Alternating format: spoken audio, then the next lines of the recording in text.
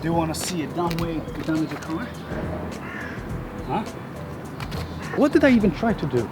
I got a super cool version of a Kuga. Of course, I'm kidding. That's mine. The car is stopping. I have my legs here and I'm not saying this because they gave me the car. They gave me the car. Can you hear that sound?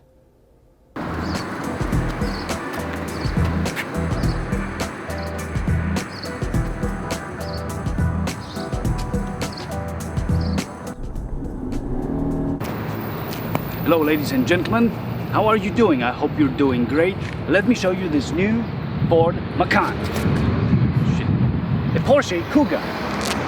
Sorry, a new Ford Kuga. Jokes aside. This is Ford's best-selling SUV in Europe. And it's almost identical to American's Ford Escape. Pretty much just the name is different.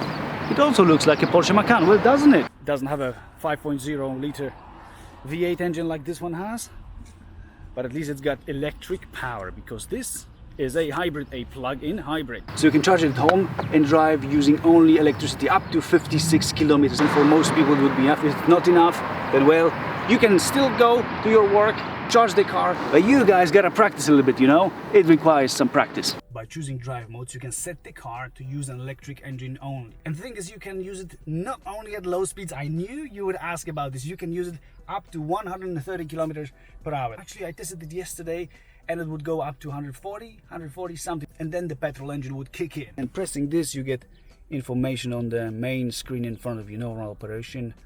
Auto EV, EV now, EV later, and EV charge. So you may decide you don't want to use your battery power now. You have to go somewhere where you will need the electricity, you will need the car to be quiet, you want to sneak somewhere. So you may set the car to use the petrol engine only, and it will either store the electricity in the battery, or it will switch to charging the battery. Or you may just let the car do its job the way it wants to. If it happens that you run out of electricity, don't worry, there's really no need to worry because the car will automatically switch to another mode which uses petrol. So only if you use all your electricity in the battery and if you use all your petrol, only then you are in trouble. This is not an electric car only. If you run out of electricity, nothing happens. The car will eventually charge itself back.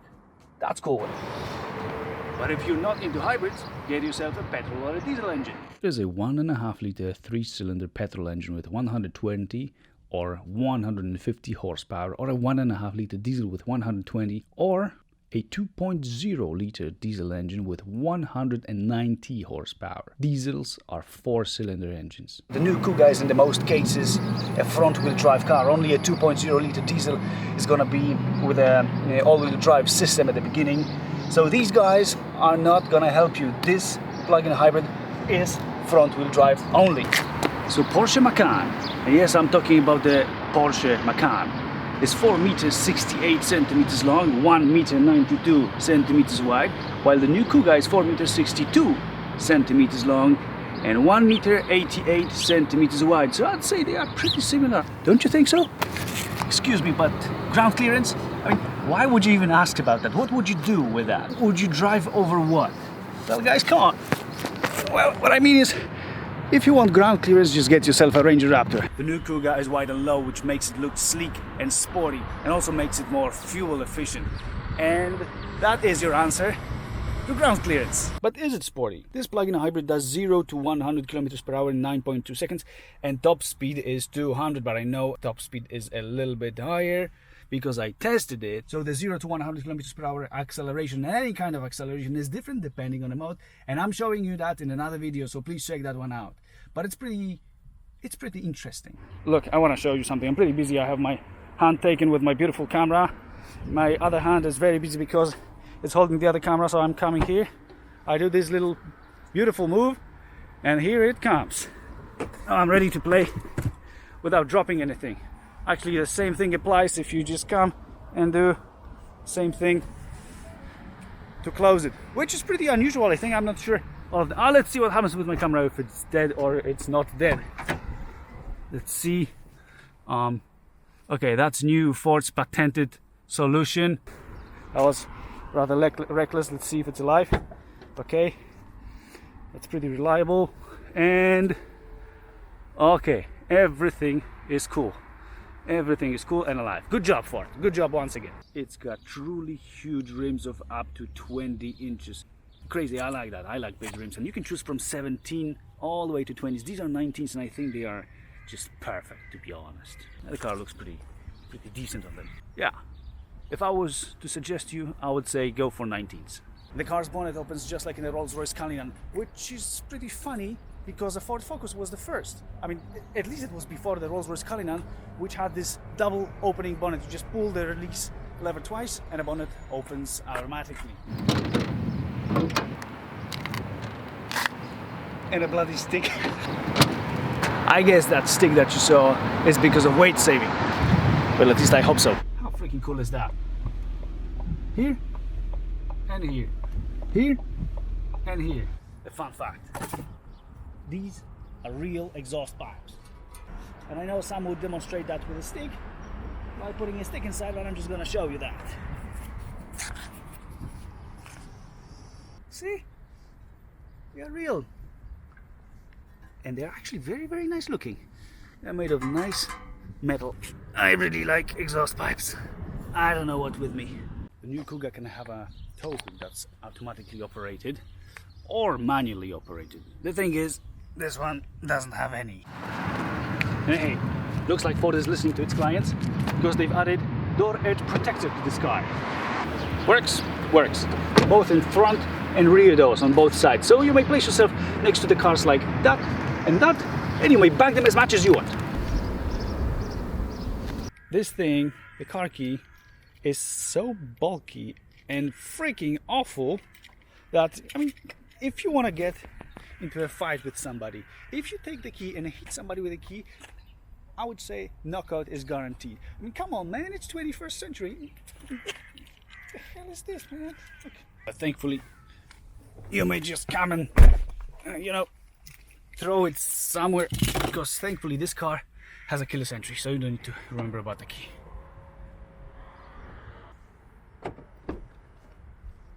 Welcome.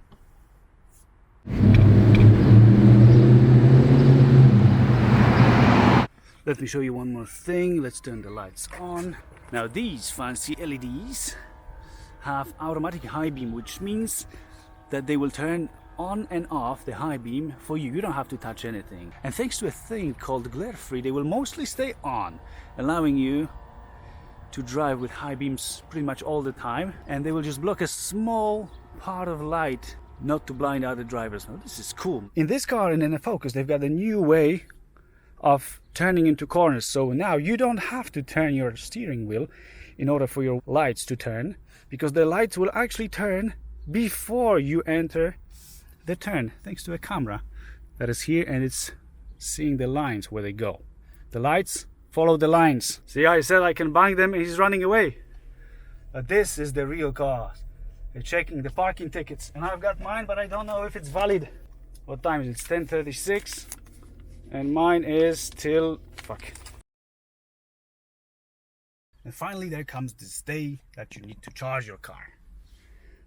This is not for charging.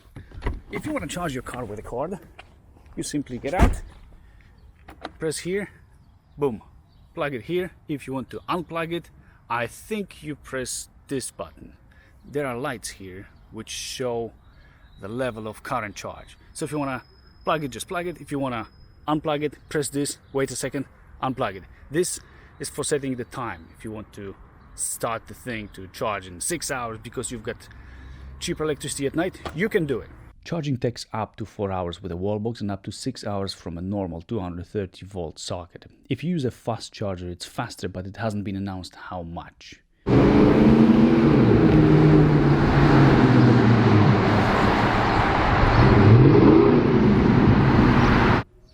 Remember, I'm talking about charging from zero. So if you've got some juice left in the battery, it will not necessarily be 6 or 4 hours. It will be much quicker. The battery itself is 14.4 kilowatt hours, and where you are looking at me from is the sunroof. The other thing, you run out of fuel. Open, and here's the thing called Ford Easy Fuel. What it does, that was stupid.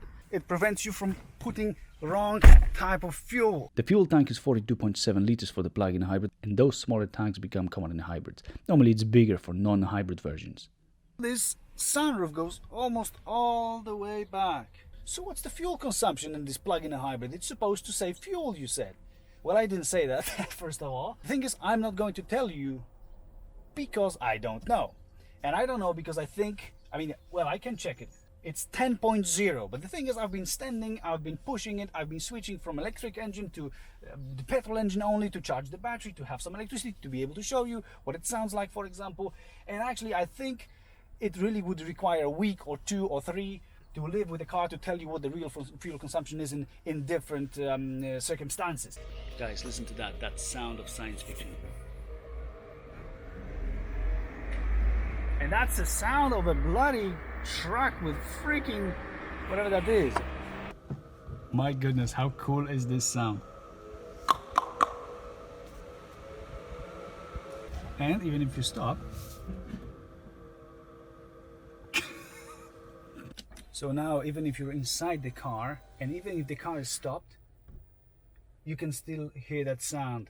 I guess it is supposed to prevent people from doing what I'm gonna do now, which is I'm gonna unbuckle. There's a reason I'm showing you this. Look, I'm opening the door. It will not let me run away with the car's engine on and while in drive. It will automatically switch to park if I unbuckle, if I unfasten my seatbelt, and if I open the door. Now that's smart, isn't it?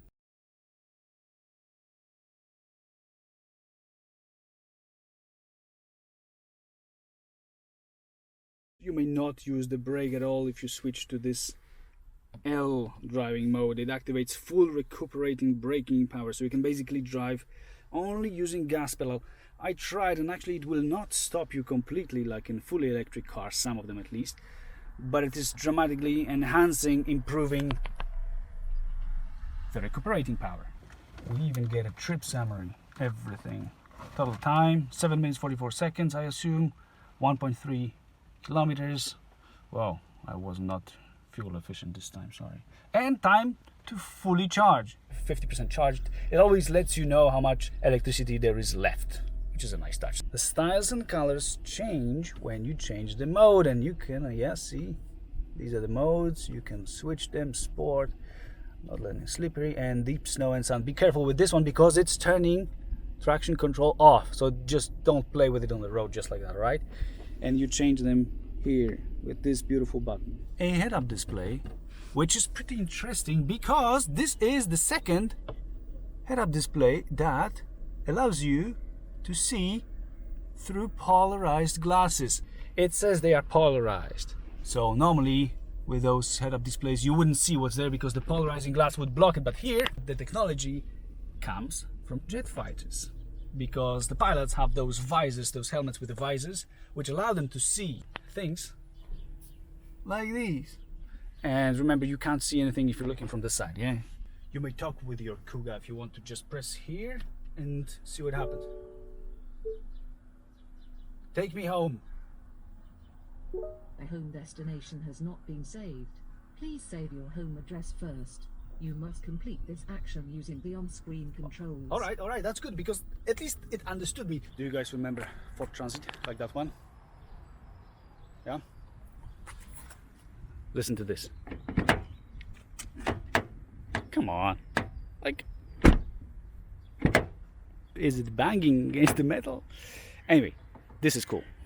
But hey, this glued tablet is not really my thing. Every time I'm thinking that I may just grab this thing and try to take it home. Anyway, it reacts pretty quickly. It's rather nice in terms of touching. It does work. It's responsive.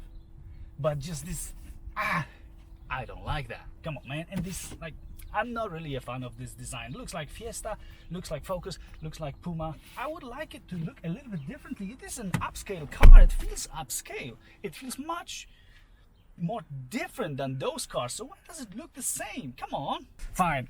Enough of complaining, because it would not be fair. Because there are nice things, like, for example, heated steering wheel. Like, for example, the way the steering wheel looks. One more thing is this awesome Bang & Olufsen sound system. which works really, really well. I think it's lacking a little bit of bass, like it's not that deep, but I'm telling you, it's totally worth the money.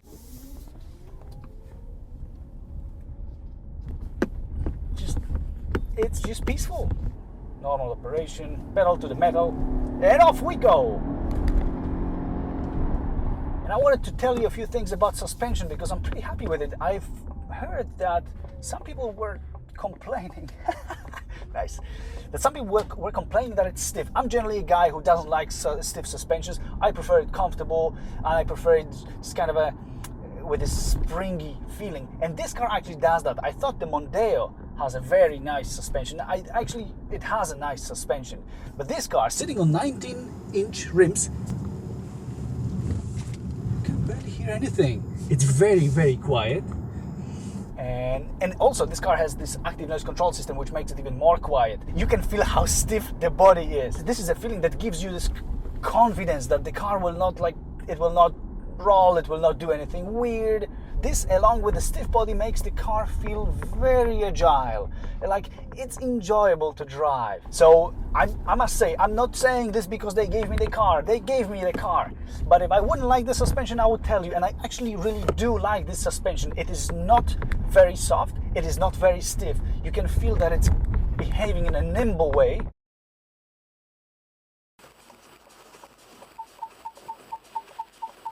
Come on, man.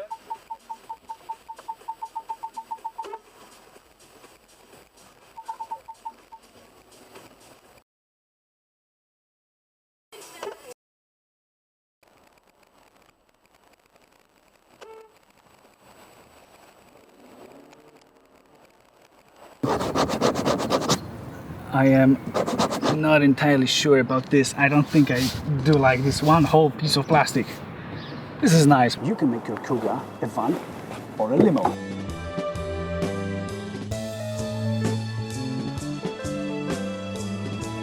Monday van and Friday a limo.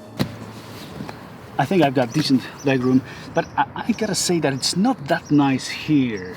It's rather hard. This thing here is again back in the front. Come on, this. Come on. The door beams are not too big, but half a liter bottle should fit. Something here, not really my interest. I prefer to drive in the front. If you want to fold these seats, it seems pretty easy. I found one more option in the back.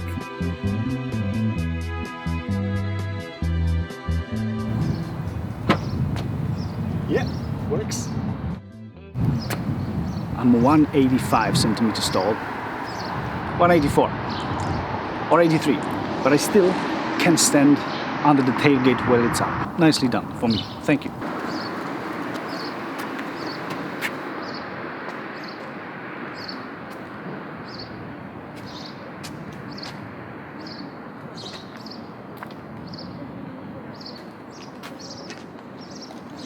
That's the key, yeah?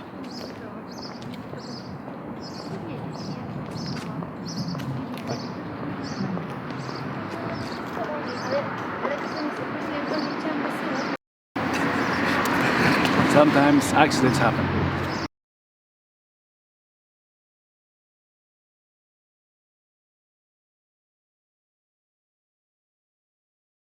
As for steering, this car is an essence of a Ford vehicle, which means it's really precise. In my opinion, it is very precise. The thing is, the car handles really nicely. I like the way the steering works.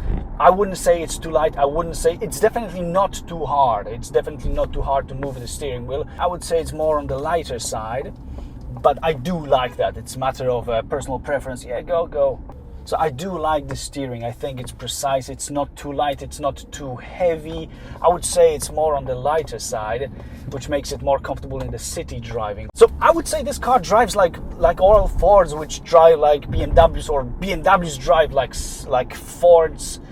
Both ways. That's a compliment for both of these brands. The thing is, of course, this is a big car. This is a heavy car. It's wide, but still, it's an SUV, and I just don't expect this car to handle corners like McLarens. You will not be overtaking McLarens in the corners. So let's stay reasonable. But it's pretty decent. I've got nothing bad to say about this. If I had, I would tell you. What can we do? The hell did I just do? Ah, look, it's showing you what's behind the bumper, right behind the bumper. Yes. Shh, that's cool. Okay, okay. I've never seen that before. It's really nice. I like that. You've got your green lines showing where you would go if you actually would want to go. You press this button and magic happens. Do you see any similarities? Into... what the fuck? Oh, look at that! There was a car coming from the left. And cross traffic alert, the thing that's having sensors in the back, the left part of the bumper and in the right part of the bumper. They will warn you if there's anything coming from the left or right. If you're trying to back up from a parking spot, or if you're trying to back up like I was trying to do right now, if I would do something that the car would not like very much, the car will, or it may apply brakes. So it may save yourselves. So let's see how much space there is with the seats back and then with the seats forward. Now you may... Where did it go? There is not so much space in the door bins. You can put a half a liter bottle, and I don't know how you want to put anything there. Is it gonna stand like this, or I don't know, is it anything wrong with me? Will not go there, I don't know. Oh, there's something. Oh man, it's gone. All right. But it will rattle. Yeah, they made it so nicely carpeted in the new Focus. Why not make it here? The cars in front of me are stopping now. The car is stopping. I have my legs here, and what's gonna happen?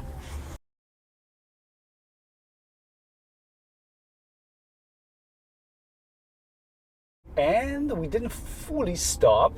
The car in front of me started going again. I'm still going. Electric mode. We just went, oh, it's turning its wheel a little bit like it's not that confident itself, but it drives confidently. Left, right, a little bit. Oh, more to the left. Keep hands on the steering wheel. Okay, I will. It's stopping. It stopped. Fully stopped. If you stop for more than 3 seconds, the car will not automatically go because of many reasons, mostly safety. So you will have to press a button, and I'm gonna press a button, or an accelerator. Pressed. Freaking works. Okay, light, press, the car goes. I'm not doing any freaking thing, and it's actually pretty quick. You know, this is not a small car. It's quite spacious inside, and it's not very light. It weighs 1.8 tons, exactly 1,844 kilograms. As for this plug-in hybrid, so it's not the lightest. But that's not the real question. The real question is how it drives, and I promise you, you will not feel that 1.8 tons. You just don't. The body is stiff. It's really, really enjoyable to drive, and it handles pretty well without giving you this like over stiff suspension. So I'd say they did a pretty good job tuning that. It's not a speed demon, don't get me wrong. It's not a speed demon, but it's quick enough. 9.20 to 100, and you can play with the modes. You're sitting higher. I like sitting higher, so some of you may enjoy that as well. And if you enjoy, why not to enjoy even more and push it? The noise is not the best because of the CVT transmission with actually no gears. It doesn't really sound like you would expect a car to sound, because it may whine, it may keep the revolutions, the revs. But the engine, which is 2.5 liter with 225 horsepower, which is quite a lot, you don't really feel it that much, but it's fine. The engine sounds pretty nicely. It's still a 4-cylinder engine. It's not a V6, it's not an inline 6. It's a regular 4-cylinder engine, but they made it sound nice. But I'm okay with it. I'm not a fan of 4-cylinder engines anyway, but just don't listen to me in terms of that. I'm just a V8 guy, that's it, sorry. Do you like getting speed tickets? Because if you do, this car is not for you, because this little icon here shows you what the last actual speed limit was. This is thanks to a camera which sees what kind of speed signs you are passing, and it shows you right there. If you're speeding, it starts blinking. Thank you for putting climate controls here and not into the touch screen. I really appreciate that. It's much easier to use. Thank you. 1, 2, 3, 4, 5, 6, 7, 8, 9. 9 on the right side. 1, 2, 3, 4, 5, 6, 7, 8. 9, 10. So in total we have 19 buttons and switches here, and man, it's just freaking, it can be overwhelming. Once you get used to it, it should be fine, but I didn't still get used to it. If you have a phone that supports wireless charging, place it there and it will be charged. So if you don't want to have the car rolling, just press auto hold, take your foot off the brake, it's gonna just stay until you press the accelerator. Okay, yeah, press the gas, leave the BMW in the back. If I were to judge these seats, I would say they are okay. They are not brilliant, they are not the best, and they certainly could have been better. But the thing is that after driving 30 minutes in this car, I'm fine. Yeah, I'm not like enjoying the luxury and the softness of the seats, which are leather and I believe Alcantara seats. Maybe it's not Alcantara, but there's some fabric, but not this regular cheap fabric. It's something better. I would say they're okay. There is full lumbar support here. This one is electrically adjustable, so it's fine. That one, the second one, weirdly for the passenger, is not. It's electrically adjustable. It's manual. So I would say they're okay. In a Mondeo, my back really hurts after 30 minutes in a Mondeo. Here I'm fine. So that's now an indication of what is okay, what is not okay. So you want to know if I did actually damage the new Kuga. No, I didn't. I was careful enough. You know, getting out from this side and trying to go over that while still holding the door so that the door doesn't hit the curb, that was an amazing challenge for an old person like me. You know, don't try that if you don't have to. Don't park in these kinds of puddles. Since I'm driving around the city, I wanted to say that this car has this pre-collision assist system, which is preventing collisions. So it's got a camera and a radar, and it's scanning the road all the time. It will not let you crash unless you really fucking want to. It will slow down as much as possible. It will apply full braking power, and it will either stop the car fully, because it can stop the car fully to zero like I stopped now. If I wouldn't have done it, up to, let's say, 50 kilometers per hour, if the conditions are good, if it's not wet, if there's no ice on the road, it will successfully stop. It's not like slowly, gently braking, but it just applies it at the last moment. So if you've got pedestrians crossing the road, or cyclists, or they also mention motorcyclists, it will also behave in the same way. Up to 80 kilometers per hour, it will try to avoid the collision, will stop. Another thing is called evasive steering assist, and this thing will help you, or may help you, avoid an obstacle. Along with braking, if you start to maneuver around this thing, left or right, the car will help you. It will help you steer in a way that you can successfully avoid this. Remember one thing, it is not allowed to work on its own. It will never take control of the steering wheel for you. It cannot happen. Don't be afraid. This car cannot do that on its own. It cannot just decide it wants to avoid a collision and it will start turning, because how can a car decide whether you want to hit an old lady or a tractor in front of you? In terms of braking, it will brake on its own. And I think because I was mean before to the key, now it grabbed my shield of the camera and it will not let it go. So some will say it's focused on steroids, some will say that it ate a little bit too much last winter, and some will call it a Porsche. And what do you guys think? Does it look like a Porsche or not? Let me know in the comments. Thank you for watching, and see you.